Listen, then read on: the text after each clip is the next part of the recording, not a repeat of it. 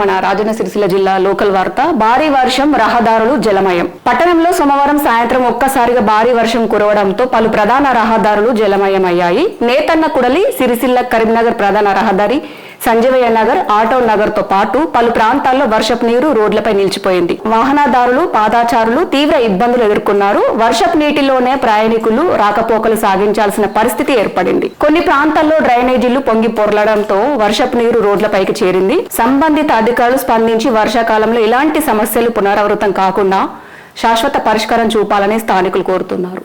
So ఇది మన రాజన్న సిరిసిల్ల జిల్లా నేతన్న విగ్రహం దగ్గర నుండి సంజీవయ్య నగర్ వెళ్లే దారిలో చిన్నపాటి వర్షానికే ఈ విధంగా అయితే మారుతుంది. ముఖ్యంగా అధికారులు అయితే పట్టించుకోవడం లేదు. ప్రతి ఒక్కరు కూడా దీనిపైన స్పందిస్తున్నారు, కానీ మన మున్సిపాలిటీ అధికారులు కానీ రాజకీయ నాయకులు కూడా ఎవరు కూడా దీనిపైన అసలు పట్టించుకోవడం లేదని చెప్పేసి కూడా స్థానికులు ఆవేదన వ్యక్తం చేస్తున్నారు. ముఖ్యంగా ఎందుకంటే ఇక్కడ డ్రైనేజీ కూడా ఉంది. ఈ వర్షానికే డ్రైనేజీ నీరు రోడ్డుపైకి రావడం వల్ల కూడా మురికి నీరు అంతా రోడ్లపైకి వచ్చి అక్కడ వరకు డ్రైనేజీ వాటర్ అనేది పోవడం లేక అక్కడ నిలిచిపోతున్నాయి. సో ఒకసారి వాహనాలు చూడండి ఎంత వరకు మునిగినాయి అనేది. సో ఇలాంటి పరిస్థితి, చిన్న వర్షానికే ఇలాంటి పరిస్థితి ఎదురవుతుంది మన రాజన్న సిరిసిల్ల జిల్లా మెయిన్ రోడ్ అండి. ఏదైనా చిన్న చిన్న గల్లీలు అయితేనేమో అదే ఎక్కడైనా వాటర్ ఆగిపోయిందో కావచ్చు, ఎక్కడైనా డ్రైనేజీ సమస్య ఉంది అనుకోవచ్చు, కానీ ఇది మెయిన్ రోడ్ లో.